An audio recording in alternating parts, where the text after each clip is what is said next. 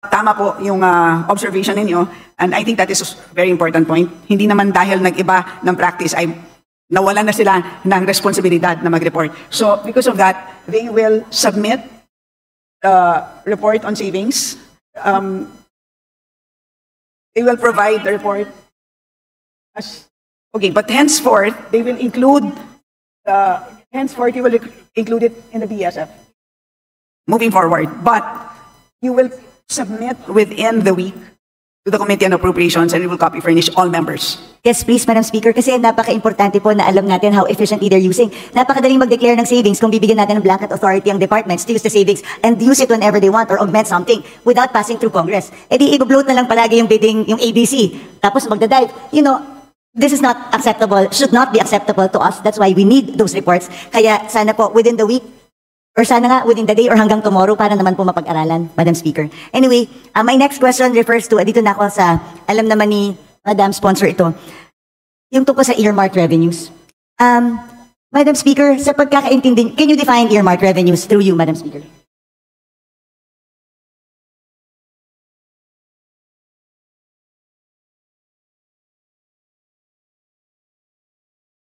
Earmarked revenues, Madam Speaker, are identified revenues required by law to be used for designated activities, benefits, or purposes which can be either classified as use of income or special account in the general fund or SAGF.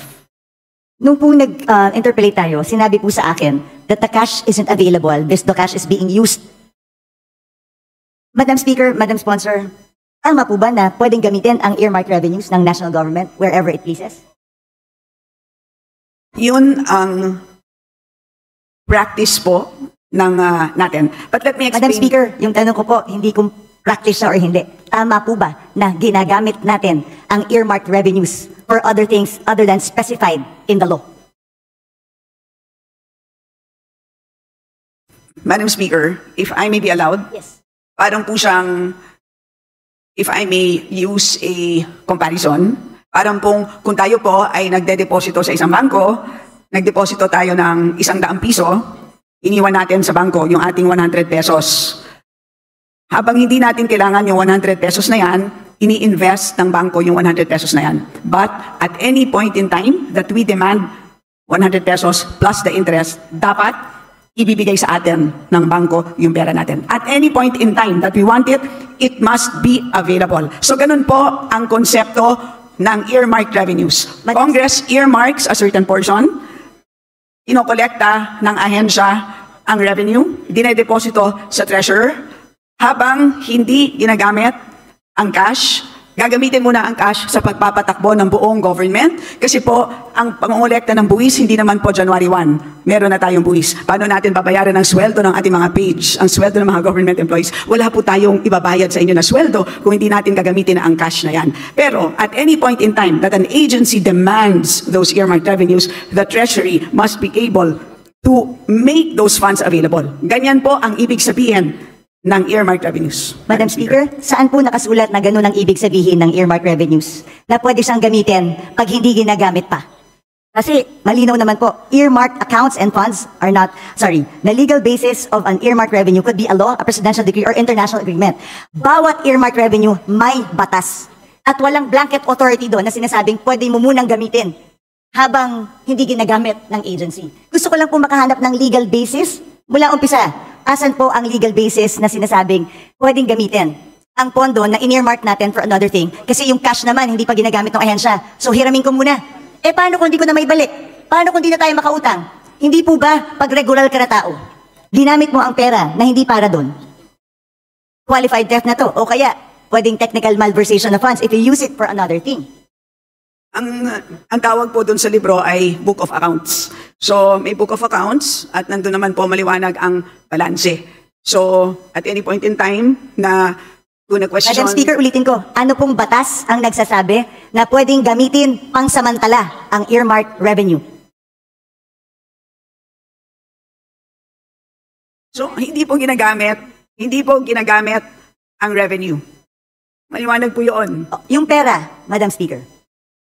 Saan po sinasabing batas na yung cash na nakolekta ng isang collecting agency para sa isang bagay na naka-earmark. Kaya po tayo nagpasa ng batas sa Kongreso. Gusto ko itong SUF para lamang sa free wifi. O meron na siyang 24 billion na cash na nakadeposito. Pero sabi nga, yung cash na to nawawala na kasi ginagamit siya habang hindi pa ginagamit ng free wifi. Hindi ko po talaga masettle sa utak ko kung paano pwedeng, kung ano, yun lang naman tinatanong ko, ano po bang batas ang nagsasabi? Yung cash na para sa free wifi, pwede munang hiramin ng national government para gastusin sa ibang bagay nang hindi nagpapaalam sa tamang or walang proper documentation. Madam Speaker, una sa lahat, napag-usapan na natin ito at maliwanag naman na at any point in time na kailangan na ng DICT ng additional funds para sa free wifi, they may request. Madam Speaker, maliwanag po yun at katulad din doon Madam sa Speaker, fire trucks. So lahat po yun ay pwede. So yun ang sistema po ng paggamit ng accounts sa special accounts in the general fund. Ganun po ang sistema. Pero kung meron pong legal question ng ating kagalang-galang na BH Herrera, nandito naman po ang DOJ, Judiciary, pwede po siyang magtanong ng legal opinion, ng opinion mula sa DOJ because that is really beyond us. Hindi po ako hindi po kami makakapagbigay ng isang legal opinion. Yun ay pwedeng hingin sa DOJ, Madam Speaker. Madam Speaker, Your Honor. we are the power of the purse here. Tayo po ang nagpasa ng batas. Yung pera na in-earmark natin, mahirap po na ginagamit, tapos pag kailangan na, sasabihin mo, pag kailangan na nandyan. Ano kung wala? Hindi ba ganun yung mga estafa cases? Hindi ba ganun yung mga pyramiding scams? Na pagka umutang ka ng pera, di ba tapos biglang pag kailangan na, hindi mo na makuha. Pwede mo i-demanda yung taong yun. Ang sinasabi mo kasi, at any given time, ang defense mo is at any given time, pwedeng hingin ng free wifi yung budget. Eh paano kung walang pera ang gobyerno? Sa akin, hindi yung it's readily available. That's not the point. Ang punto dito, pwede bang gamitin para sa ibang bagay ang cash na inalat ng Kongreso para sa isang particular na bagay? Hindi po excuse yung sasabihin natin, available naman pag gusto ng ahensya eh. Anong difference ito dun sa DAP? Well, ang tawag po dito, Madam Speaker, ang tawag po dito ay cash management by the national government and this is under Executive Order number 449. Yan po ang mandato ng ating National Treasury. So, kung meron pong legal question na gustong pang talakayin ang ating kagalang-galang na BH Herrera, ay pwede naman niyang itanong sa Supreme Court kung gusto niyang talakayin pa ito. But as far as we are concerned, at any point in time na hihingin ng ahensya, ang earmarked revenues na yan, dahil maliwanag po, mas maliwanag pa sa alas 8 ng umaga, ang balanse nila ay demandable po yan. Madam Speaker, hindi nga po maliwanag sa tirik ng araw yung balanse. Alam mo yun. Hindi maliwanag kung magkano ang balanse ng mga earmarked revenues dahil natatraffic sa Bureau of Treasury. You and I both know that natatraffic ang kanilang balanse sa Bureau of Treasury because nagagamit ang pera tapos naghihintay ngayon ng balancing or reconciliation. Madam Speaker, this is not a legal question. It is also a management of cash question dahil at the end of the day, nangungutang nga tayo dahil kulang yung pera natin eh. So paano kung biglang may magandang programa ang isang departamento? Can we assure them that there's cash? So bigla tayong we earmark this certain, in-earmark natin ito sa bawat use niya. Kasi gusto nating i-make sure that the money is there at lagi siyang pwedeng gamitin. Tandaan natin, if yung humihiram ng pera ang may control kung anong ibibigay niya, then magdadamot ako ngayon sa pagbibigay kasi ginagamit ko eh. So they have the control eh. If you have the control, di ba? Kunwari ikaw ang may control ng pera, kung ano ang pwede mong gamitin at hindi. Tapos may humihinging ahensya sa'yo, kung ginagamit mo yung pera, hindi ka magiging generous sa ahensya ibigay kahit mayroon silang tamang programa. Kasi you're making use of the cash available.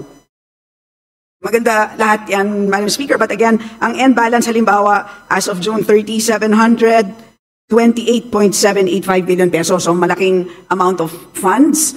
Isipin na lang po natin kung lahat po ito ay binagsak natin ngayon, lahat sa mga ahensya, sa totoo lang po, mabibilaukan silang lahat. Hindi nila kayang ma-absorb lahat ito. So may ganun din na problema. So that is actually part of the mandate of our National Treasury, part of the mandate of the DBM. Kailangan nilang i-manage yan. So they cannot just flood all of these agencies with cash. So yun po, that's how we understand the cash management mandate of these agencies, Madam Speaker. Madam Speaker, cash management does not mean gagastusin mo yung pera pag hindi ginagamit. There's a difference, Madam Speaker. I never said na i-flood natin ng agencies. I'm just simply saying, you cannot use the money that's particularly earmarked for a certain project na sinaad natin sa batas. Pero again, I did not say na i-flood natin sila. But I'm saying, tama po ba na ginagamit natin yung pera na sinet aside ng isang batas na hindi pwedeng gamitin? Malinaw po ang batas. Bawat section, andito po yan, makapal po yan eh. Ilan ang earmarked revenues natin? Nakaspecify doon, nandun lang siya pwedeng gamitin. so Very again, specific. Alam ko po yung sinasabi niyong one fund concept.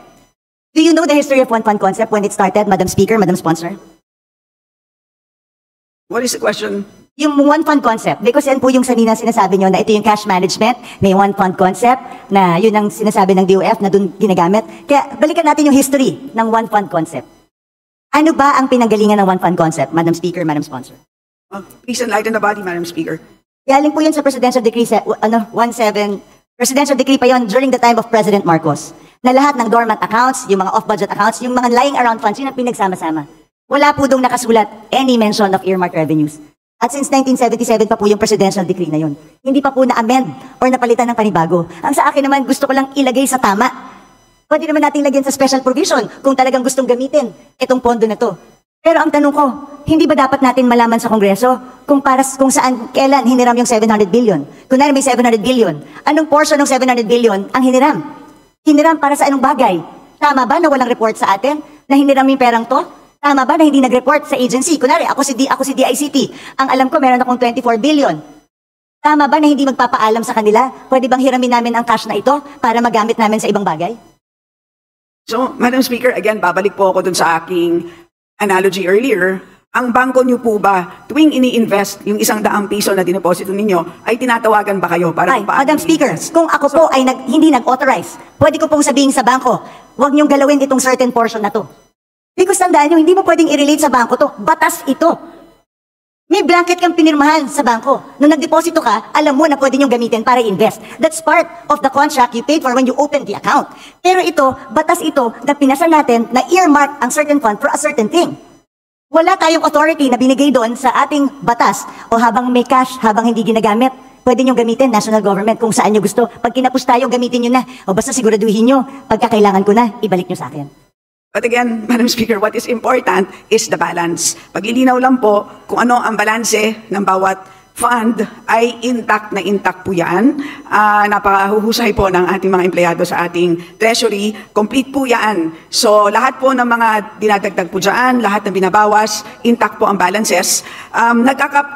Issue lang po because we have a ceiling at every point in time. Today, ang hinaharap natin na ceiling is 6.352 trillion pesos. Can you imagine? Kung pinasok po natin itong 728 billion, mauubos yung 6.3 ng 728 billion ng in-earmark ng Kongreso. So paano po yung mga programa na gustong ipatupad ng ating national government? Yun ang mangyayari dito. How will our national government function kung lahat po ng ating earmarked revenues ay pinasok natin lahat doon sa ating total budget ceiling? So yun po ang napakahirap na trabaho ng ating DBM or TBCC. So yun ang naging, ang ganda nga ng konsepto, di ba, ng cash management. So that's what it is. So in other words, when you deposit money sa bangko, yung the exact 100 pesos, serial number 0001, hindi naman yun yung the exact bill na isasoli sa'yo once you make a withdrawal. Diba? Ang usapan lang natin ay nagde-deposit ako ng 100, at any point in time, you are entitled to 100 pesos, any serial amount, any serial number, plus interest. Diba? Yun naman po ang binabantayan natin. It's the same concept that we are using for cash management under the National Treasury, Madam Speaker. Madam Speaker, that you have 3 minutes more. Madam Speaker, with the same concept, paano yung mga nagsarang bangko? Dahil ginamit nila yung pera eh. Nag-overuse sila ng pera ng dineposito ko eh. So nung nag-withdraw ko, hindi na mabalik sa akin. Dahil nagsarado yung bangko eh. Like I said, Madam Speaker, again, I believe in the one fund concept, pero mag-amenda tayo ng batas. Isaayos natin. Ano ba sinasabi ko dito ever since all budget hearings? Sayang ang mga pondo sa earmark revenues, sayang ang mga pondo sa off-budget, sayang ang mga dormant accounts. Ilagay natin sa one fund concept, I agree. Pero let's pass a law. Let's amend the PD. Let's amend the Presidential Decree or magpasa tayo ng batas dito sa Kongreso if we really want to allow that. Yun lang po yung aking palaging sinasabi. Kasi right now, mag-report sila sa atin sa Kongreso kung saan nila ginamit at kailan na hiniram yung pera. Madam Speaker, hindi na natin alam saan napunta yung pera na ginamit na yun. Oo, nandyan. Pero nung hiniram nila, para kang nagsabi sa any empleyado, ito petty cash natin sa opisina. So, ibig sabihin, kung meron akong petty cash dito sa opisina, kung meron mga ilangan sandali, ay hiramin ko lang sandali, ibabalik ko naman eh. Pag nabuko mo yung empleyado mo, is it acceptable? Kung kunwari, nagbigay ka ng pera specific sa iyong staff, para dyan lang yan. Tapos hiniram ng staff mo, hiramin ko lang naman ibabalik ko rin Is that okay? Does it make it okay? Madam Speaker, it is not the same situation. That is, I stand by my position that accounting-wise po, hindi naman ginagastos ang earmark revenue as long as hindi programmed, intact po ang balances ng ating earmark revenues. Cash-wise, ay fungible naman po siya. So, yun po ang sistema ng cash management. Kung may problema po ang ating kagalang-galang na PH Herrera, again, of course, she's free to file a resolution, file an inquiry, file or solicit an opinion from the DOJ. So, Madam Speaker, paano nga pag hindi na ibalik? Paano kung walang pera yung gobyerno? What happens now? Because ginamit natin for other things, pinambayad natin ng utang. Is that your last question, the Honorable Herrera? Well, I would like to put this on record that meron pa naman pong second round. While the earmark revenues may be pooled to the general fund under the one concept, the fact that these are not readily available cash resources but an obligation suggests a shift from the one fund concept to misappropriation. The remittance of the earmark revenues recorded in special accounts has merely become a means to circumvent the purpose of earmarking, allowing physical possession and access to these earmark revenues, which under the Republic Act is, like you said, 700. So, Madam Chair, Madam Speaker, Madam Sponsor, sa akin ilagay po natin sa tama. At mag-report po tayo. Marami po tayo. Pwede po natin lagyan ng special provision na i-report sa atin kailan nila hiniram ang pera. Because hindi ko po talaga matanggap na pwedeng gamitin po yung pera na in-earmark natin for a specific thing, kahit ba hinihiram lang ito sandali. Like I said, hindi ba to parang DAP that was declared unconstitutional by the Supreme Court?